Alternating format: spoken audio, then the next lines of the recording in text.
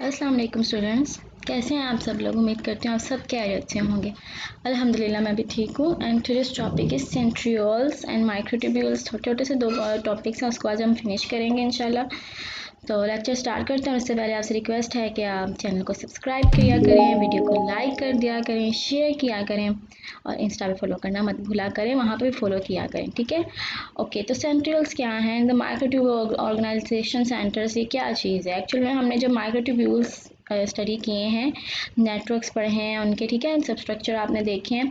तो उसमें यह है कि इनकी एक स्पेशल ऑर्गेनाइजेशन होती है सेल में, जिसका बहुत इंपॉर्टेंट रोल होता है, which is special non membranous regions of the cytoplasm near the nucleus. Nucleus के पास कुछ ऐसे रीजन हैं जहाँ पे माइक्रोट्यूब्यूल्स जो है उसकी ऑर्गेनाइजेशन होती है, माइक्रोट्यूब्यूल्स जो हैं वो ऑर्गेनाइज होते हैं, उनको हम सेंट्रियोल्स कहते हैं। और वो ऑर्गेनाइज इस फॉर्म में होते हैं बिल्कुल न्यूक्लियस के नियर, ताकि वहाँ पे जब डिवीजन का प्रोसेस हो तो उसका एक इंपॉर्टेंट रोल वो प्ले कर सकें।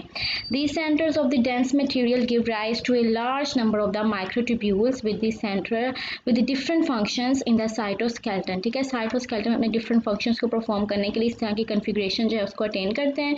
For example one type is the centre gives to centriole, और एक उसमें से जो इंपॉर्टेंट ऑर्गेनाइजेशन या उनकी कन्फिग्रेशन है उसको हम सेंट्रियोल कहते हैं। That lie right angles to the each other, ये इस तरह से है कि दो होते हैं और दोनों एक दूसरे से राइट एंगल में जो है वो ऑर्गेनाइज होते हैं। And each centriole is composed of the 9 triplet of the microtubules. जैसे हमने पहले पढ़ा, हर सेंट्रियोल में थ्री यानी ट्रिपलेट्स के 9 ट्यूब्यूल्स होते हैं that radiate from the centre like the spoke of a wheel. जैसे हमने पहले बात की है, दरमियान में सेंटर से वो रेडिएट करते हैं जैसे एक व्हील में स्पोक होते हैं। And the centrioles duplicate in the proceedings of the cell division. जब भी सेल की डिवीजन का प्रोसेस स्टार्ट होता है उस टाइम पे जो है वो सेल की डिवीजन होती है, that are involve with the chromosome movement, ठीक है, क्योंकि क्रोमोसोम की मूवमेंट के लिए ये हेल्प करते हैं। एंड हेल्प टू ऑर्गेनाइज थी साइटोस्केलेटन। साइटोस्केलेटन को ऑर्गेनाइज करेंगे। न्यूक्लियस की डिवीजन जब होनी है, डिवीजन का प्रोसेस स्टार्ट होना है, तो वहाँ पे ये एक साइड पे जाते हैं और इसमें से ही फिर जब माइक्रोट्यूब्यूल्स निकलती हैं, स्पिंडल फाइबर्स बनते हैं,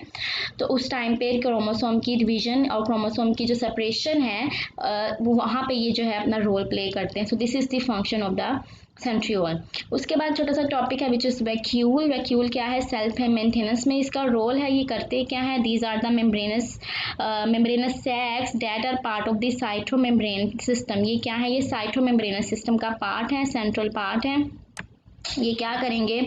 ये इसमें कुछ जस्ट जो कुछ मटेरियल्स है ना, उनकी मेंटेनेंस में हेल्प करते हैं। Vacuoles occur different shapes and the sizes and have various functions. For example some single celled organelles like protozoa, जिसमें सिंगल सेल ऑर्गेनल्स होते हैं, बिल्कुल वहाँ पे इसकी मूवमेंट में भी हेल्प करते हैं, इसके जो वेस्ट मटेरियल्स है उसकी एक्सक्रीशन में हेल्प करते हैं। And the sponges have the contractile vacuoles that collect the water and pump it outside to maintain the organisms internal environment को मेंटेन करने के लिए उन ऑर्गेनिजम्स को जो है ये मींस के जो उनका कॉन्ट्रेक्टाइल वैक्यूल के जरिए जो एक्स्ट्रा वाटर है या एक्स्ट्रा फ्लूइड है उसको बाहर निकालते हैं और उसको सेव करते हैं जो उनको नीड है जिस फ्लूइड की, ठीक है। Other protozoa sponges also have the vacuoles. कुछ और भी हैं जिनमें जिस तरह के वैक्यूल्स छोटे छोटे से इनके फंक्शन होते हैं, लेकिन काफ़ी इंपॉर्टेंट होते हैं, जिसके बगैर सेल का जो है वो एक उसकी मेंटेनेंस और उसकी फुल